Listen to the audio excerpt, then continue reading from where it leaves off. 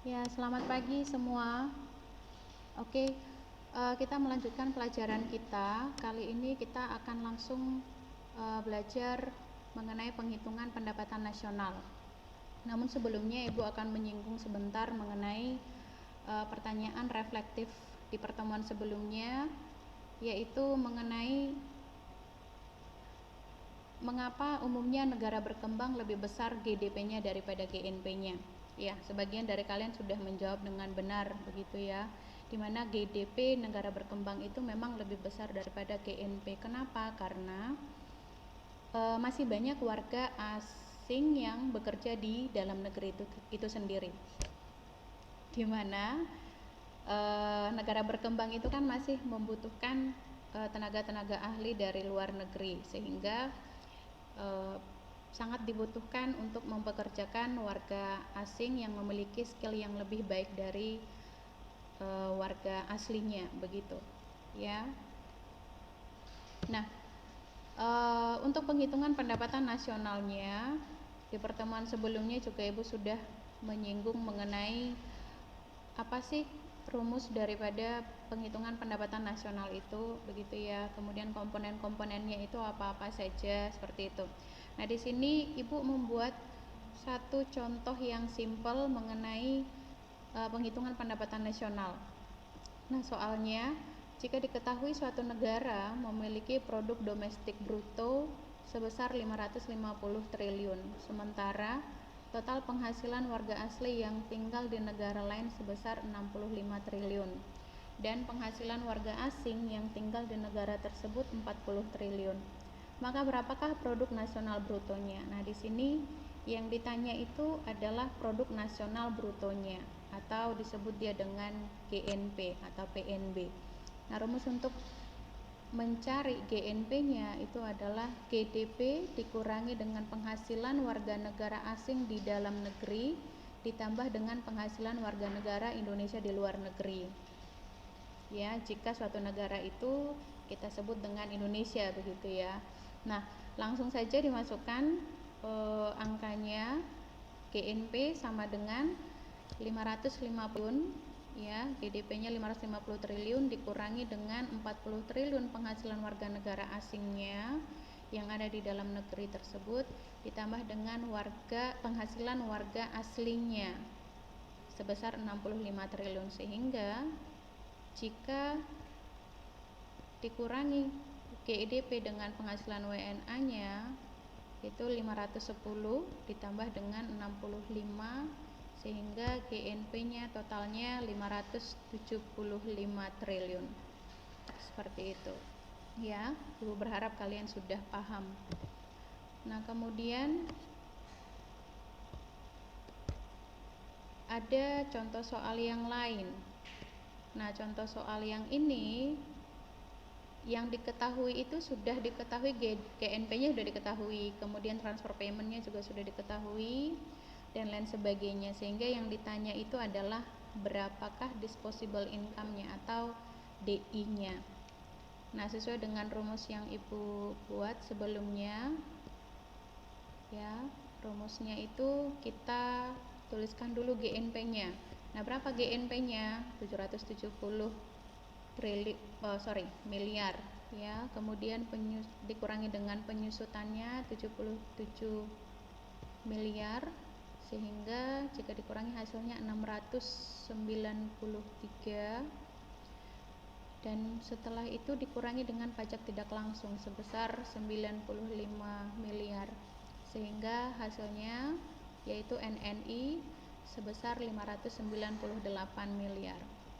Nah, kemudian untuk mencari personal income-nya, kita tambahkan dulu dana sosial, laba ditahan, dan pajak perseroan atau pajak perusahaan. Kalau di soalnya tidak ada pajak perseroan, yang ada pajak perseorangan, itu berbeda ya. Nah, di mana pajak perseroan ini itu adalah pajak perusahaan. Kalau yang pajak perseorangan itu adalah pajak langsung. Nah, pajak perseorangan ini nanti masuk ke pajak langsung. Oke. Nah, dana sosial 20 miliar ya, atau jaminan sosial itu sama saja. kemudian laba ditahan 20 miliar, kemudian pajak perusahaan atau pajak perseroan tidak diketahui, itu sama dengan 0. Nah, ini ketiganya ini dijumlah, hasilnya 40 miliar. Nah, kemudian dikurangi dengan NNI tadi sebesar 598 miliar tadi. Jadi jika dikurangi hasilnya 558 miliar. Nah, di situ di soalnya itu ada diketahui transfer payment. Nah, transfer payment itu kan dijumlah karena itu menambah penghasilanmu. Ya. Anggap saja transfer paymentnya itu dalam bentuk subsidi atau beasiswa atau biaya pensiun begitu ya. Nah, tambahkan 70 miliar sehingga personal income-nya 628 miliar. Nah, yang terakhir untuk mencapai disposable income, kurangkan dulu dengan pajak langsung, yaitu pajak perseorangan tadi, sebesar 35 miliar, sehingga hasil akhirnya atau disposable income-nya sebesar 593 miliar. Oke. Ya. Itu ya contoh soalnya. Nah, jika kalian sudah memahami kedua contoh soal tersebut, Ibu ada latihan soal. Nah, latihan soal yang ini di situ ada diketahui pendapatan warganya. Jadi pendapatan warga di negara S itu ada di Brunei. Warganya yang ada di Brunei itu pendapatannya sebesar 800 US dollar.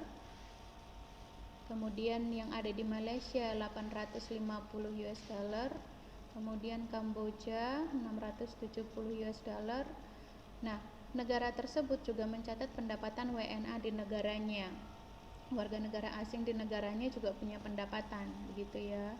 Nah, di mana warga negara Australia memiliki penghasilan 1.550 US dollar, kemudian Singapura 960 US dollar, Filipina 750 US dollar. Nah, dari situ diketahui juga data keuangan lainnya, yaitu PDB-nya 5.000 US dollar dan lain sebagainya, begitu ya. Nah, di sini ada banyak sekali keterangan-keterangannya. Ya. Nah, yang ditanya di soal itu adalah disposable income-nya.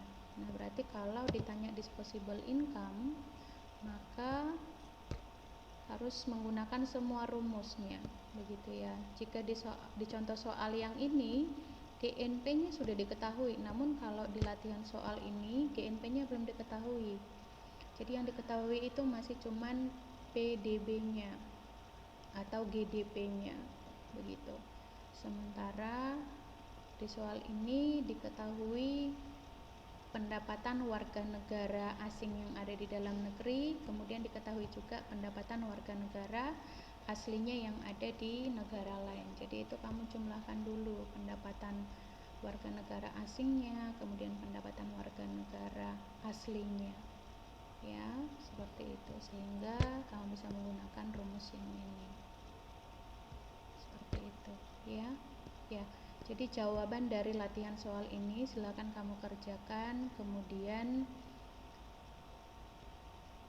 diupload langsung di Schoology. Oke?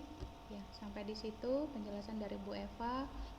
Jika ada yang mau ditanya silahkan PM Bu Eva melalui line. Terima kasih.